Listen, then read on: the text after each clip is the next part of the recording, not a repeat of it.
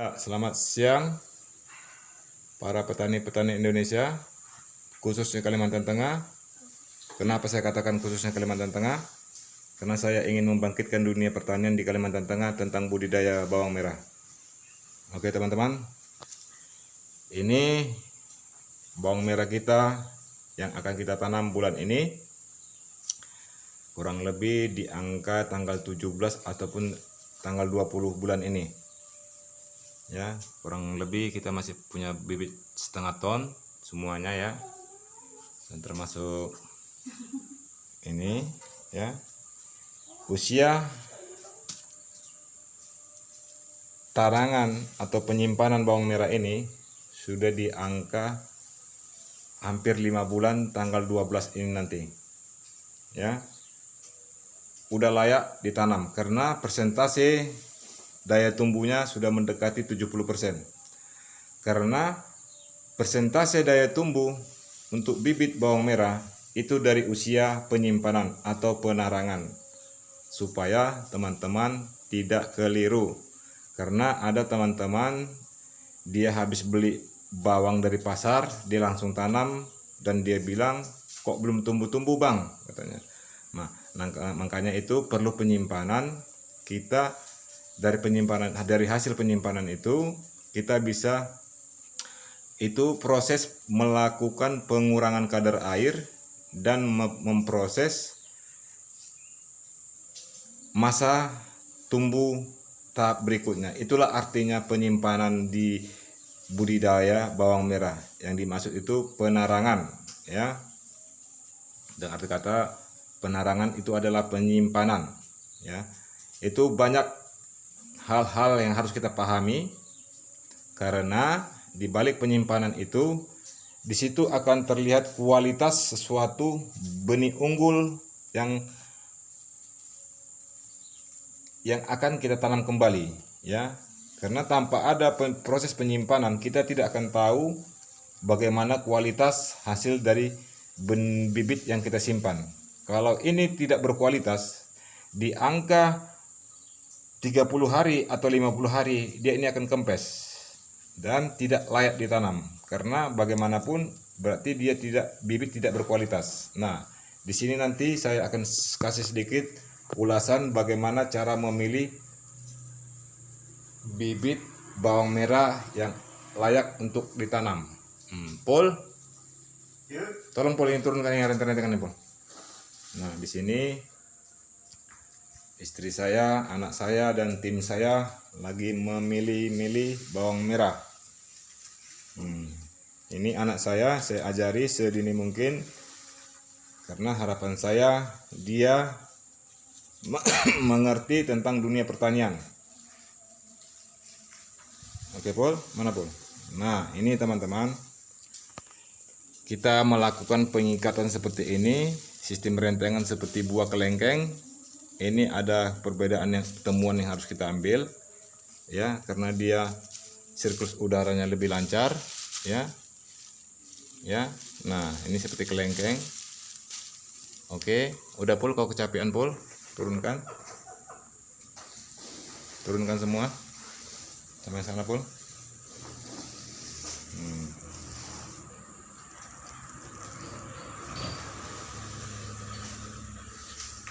Ya, nih kan.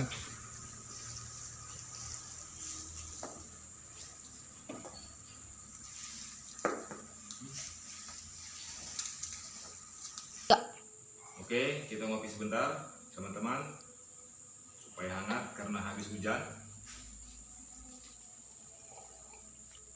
Jadi begini teman-teman, saya terlebih dahulu minta maaf seandainya ada kekurangan yang saya katakan di dalam budidaya bawang merah kepada pendahulu saya seperti petani-petani khususnya Pulau Jawa. Saya minta maaf karena sistem kita selalu berbeda-beda. Contohnya seperti ini ya teman-teman, kita tidak melakukan pemakaian pelumuran insektisida bubuk, fungisida bubuk, ataupun kapur sejenisnya. di sini kita bermain dengan sistem alami. Kenapa kita melakukan seperti itu? Karena kita tetap menjaga kesehatan kita di dalam dunia pertanian.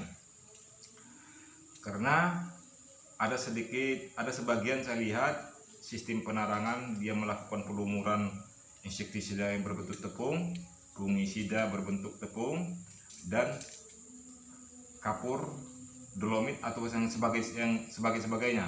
Nah, jadi di sini kita melakukan sistem alami tanpa insektisida, tanpa fungisida, dan tanpa kapur. Nah, di saat tanaman kita berkualitas, ya, disinilah kualitas teruji. Tanpa bahan safety dia tetap sehat. Oke, ini kita lihat sebentar cara pemilihan bibit. Ini kita harus pahami, jelas nggak? Jelas. Jadi ini kita buang, kita ginikan lah, dia akan terasa, teman-teman. Contohnya seperti ini, ya, seperti ini. Ini diginikan ya. Ini harus dibuang. Ini anakan harus dibuang. Justru ini sama ini, ya, ini adalah induknya. Ya, ini kita buang. Inilah nanti yang mengakibatkan faktor moler pada bawang merah. Makanya setiap anakan ini harus dibuang. Karena apa? Ini ada perbedaan di antara dua jenis ini. Ya, inilah yang layak ditanam yang untuk jadi bibit. Ya, kenapa? Kromosum yang ada di dalam bibit induk ini lebih mantap dibandingkan ini. Ini adalah anakan. Agar teman-teman memahami kenapa harus dibuang ini, ya. Jadi contoh seperti ini. Nah, kita harus memahami bibit yang layak ditanam, ya. Nah, di sini kita melakukan suatu sortir, ya. Paling penting ini sortir. Ini harus dibuang. Ini harus dibuang. Tidak bisa dibuang. Ini langsung diasingkan. Ya. Kita bisa merasakan, merasakan dari rabaan, ya. Nah, inilah fungsi penyeleksian bibit, ya. Supaya teman-teman jangan merasa kecewa nanti di saat sudah ditanam, tanamannya pada kena penyakit, apalagi di musim hujan, ya. Inilah pentingnya namanya sorter bibit, ya. Ya, kalau kita pun mau ibaratnya kita tanam sampai betonton, ya harus kita lakukan, tidak bisa tidak, ya, tidak bisa tidak, karena inilah harus kita pelajari semuanya. Ya, contohnya seperti tim saya ini saya ajarin supaya dia mengerti. Di suatu saat nanti dia bisa saya lepas, dia pun akan paham apa yang dimaksud sortir bibit sebelum tanam. Jadi kita harus ambil startnya itu sebelum hari H, 20 hari sebelum tanam, itu kita harus melakukan seleksi bibit secepatnya. Ya, jangan di situ mau menanam baru menyeleksi, itu bahaya. Pasti ada di antara bibit ini akan kelewatan. Justru itu nanti bisa menciptakan masalah di lapangan. Nah, jadi lebih efisiennya seperti ini, teman-teman. Cara penyortirannya. Nah, seperti ini. Ya, kita ambil kecepatan kalibrasi waktu dalam per jam. Kita bisa menghitung ini dalam per jamnya itu. Setelah saya kalibrasi, ini bisa mendapatkan 10 kilo ton AC hasil sortiran kita dalam per jam. Berarti kalau untuk 1 ton 10 kilo berarti itu membutuhkan ibaratnya 1 kilo 1 jam 10 kilo. Kalau dia 10 jam 100 kilo. Berarti dalam satu ton itu memerlukan biaya HK harian kerja itu 10 orang. Dikali 150 berarti untuk pembiayaan sortir itu sebelum tanam itu memerlukan biaya 1,5 juta. Itulah yang harus kita pelajarin. Makanya arti kata sebelum itu terjadi, sebelum hari H terjadi, kita harus menekuni malam-malam atau waktu istirahat, ya. Itulah namanya menyenggangkan waktu. Seperti ini teman-teman. Jadi kenapa saya katakan kalibrasi. Saya tetap semua hitung. Dari penyeleksian bibit, dari pengikatan bibit, dari pemanenan, dari pengikatan, semua saya hitung. Kenapa? Kita bertani mau cari hasil, buka usaha itu mau mencari hasil. Di saat kita tidak mengerti kalibrasi, mau tanaman apapun kita tetap jeruk makan jeruk, ya. Tetap jeruk makan jeruk. Yang saya maksud jeruk makan jeruk, peluru yang kita buang sama amunisi yang kita buang dengan sasaran tembak kita tidak sesuai.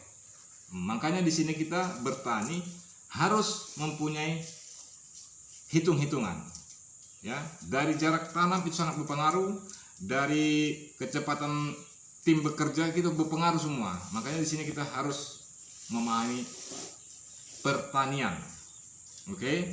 Bukan cuma di pertanian, semua bidang di bidang usaha apapun, semua harus mempunyai kalibrasi.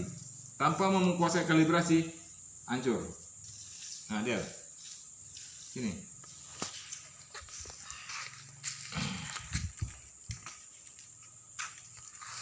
Jadi dengan kata begini teman-teman, ya. Inilah hasil dari sortiran kita. Seperti ini, ya. Ini tidak layak ditanam. Tidak layak ditanam. Ini harus dibuang. Jadi persentase bibit kita yang selama ini saya alami, 1 ton itu hanya 0,5% yang tidak layak ditanam. Berarti 95% bibit kita super, ya. Kenapa bisa jadi super? Itulah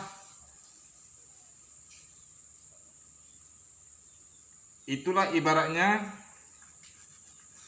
dari permainan unsur hara kita. Makanya tetap di dalam permainan unsur hara kita harus mengerti makro ataupun mikro, ya. Kita harus mengerti kualitas dan kuantitas.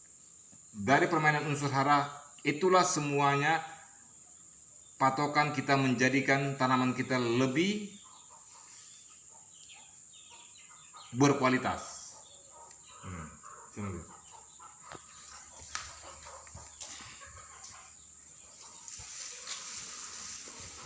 Jadi begitu teman-teman, khususnya petani-petani Indonesia ataupun petani-petani khususnya Kalimantan Tengah. Saya hadir di dunia channel pertanian petani Kalteng. Saya tidak ada untuk berniat menjadi youtuber seperti teman-teman. Hanya satu harapan saya, kami khususnya Kalimantan Tengah yang selalu berpatokan dengan perkebunan kelapa sawit. Di sini saya hadir ingin merubah mindset masyarakat, bagaimana masyarakat mau berbudidaya tanaman di luar pohon sawit, ya. Secara profit dan secara waktu kita lebih untung di bawang merah. Jadi saya hadir di dunia YouTube. Saya tidak mengharapkan subscribe, like. Saya lebih mengharapkan komentar-komentar teman-teman supaya kita bisa saling berbagi pengalaman, ya. Di dunia pertanian tidak ada yang master. Tidak ada yang master, tidak ada yang hebat. Semua selalu belajar. Alamlah yang menuntun kita untuk menuju suksesnya dunia pertanian kita. Jadi, begitu teman-teman. Saya mohon bertanilah dengan profesional, ya, bertanilah dengan profesional. Ayo, mari kita bersama-sama meningkatkan ketahanan pangan di daerah kita masing-masing. Kenapa? Khususnya Kalimantan Tengah, bawang merah sangat langka, petani bawang merah. Makanya saya hadir, saya membuat channel supaya masyarakat Kalimantan Tengah melihat kegiatan saya dan mereka akan tertarik untuk berbudidaya bawang merah. Ya, kalau kita petani banyak, berarti ketahanan pangan kita juga bisa kuat. Jadi salam dari saya atas nama pribadi. Kalau saya ada kata-kata saya yang salah, saya minta maaf. Horas.